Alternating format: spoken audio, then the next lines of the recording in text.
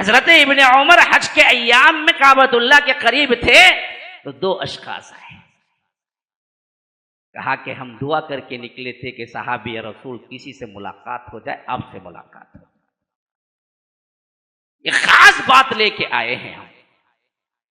कहा कि क्या? कहा कि हमारे यहां कुछ लोग पैदा हुए हैं जिनकी तौहीद भी है, इस्लाम भी है, कुरान को भी मानते हैं, हदीस को भी मानते हैं। अब सुनो मनहज सलफ की अहमियत, कोई इसमें इनकारी नहीं था।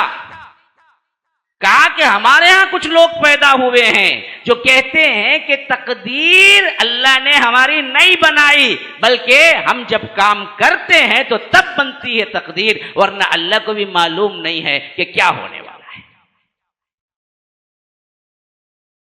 क्योंकि अगर अल्लाह ने बना दिया तो फिर तो हम मिशन ठहरे। हम गुनाह करके क्या करते हैं? गलत काम अल्लाह ने लिखा, हम करते हैं जी। फिर तो अल्लाह हमको सजा देगा, तो फिर अल्लाह जालिम होगा, नऊज़ु बिल्लाह।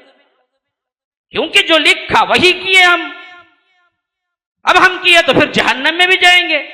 ये तो इंसाफ नहीं है। इस वास्ते इंसाफ तो यह है कि अल्लाह को मालूम नहीं हम क्या करने वाले हैं। जब हम गुनाह करते हैं तो तब अल्लाह को मालूम होता है, इस वास्ते अल्लाह सजा देगा, तो बिल्कुल इंसाफ वाला होगा। हजरत इब्ने उमर ने सुना कि कहा बदबख्तो ये क्या कर दिया, अभी अल्लाह के रसूल सल्लल्लाहु अलैहि वसल्लम गए हुए जमाना नहीं गुजरा, जाओ उनसे मिलो तो कह देना वो तुमसे बरी है, इब्ने उमर तुमसे बरी है और तुम इब्ने उमर से बरी हैं, और कह दो कि मेरा कोई सलाम नहीं है, अगर इनमें से कोई मर जाए तो नमाज जनाजा भी ना पढ़ो इनकी। किताब और सुन्नत को मनहज सलफ के मुताबिक समझना है, अपनी अकल के मुताबिक नहीं। कुरान लेके बैठ जाए, सूफियाना तर्ज की तफसीर करे। डॉक्टर इसरार अहमद का काम यही है कि ज्यादातर सूफियाना तहजीब है, अकायद पूरे सूफी हैं उनके। अगर आपको यकीन नहीं है तो उम्मुल मुसब्बिहात उनकी अपनी किताब है, हुवल अव्वल वल आखिर वल ज़ाहिर वल बातिन की तफसीर में खास कहते हैं कि इस अकीदे का इनकार नहीं किया जा सकता जो कि सूफी अकीदा है। अल्लाह जाहिर में भी है, बातिन में भी है, अव्वल में भी है, आखिर में भी है, तो मतलब क्या हुआ? पूरी दुनिया अल्लाह है। इस अकीदे को रख के कुरान की तफसीर करते हैं तो हमारे सब शेयर करते हैं डॉक्टर इसरार अहमद का, देखो भाई क्या तफसीर कर, क्या तर्जुमे कुरान चलता है। अरे सूफी कहे जी जो मनहज सहाबा को मानता नहीं है। हाँ, मौलाना मौदूदी की कितनी तहरीरें आपके अंदर गर्दिश करती रहते हैं। वो सबसे अहम तरीन शख्सियत जिसने दौरे हाजिर में सहाबा पर सब्बो तिशम का दरवाजा खोला, गालियों का दरवाजा खोला, खिलाफत मुलूकियत नाम लिखकर। जिन्होंने सहाबा के मनहज को मानना तो बहुत दूर की बात, सहाबा के अंदर जो कुरान और सुन्नत के एतबार से अहमियत थी अवाम में, उसको भी मिलिया मीट कर दिया।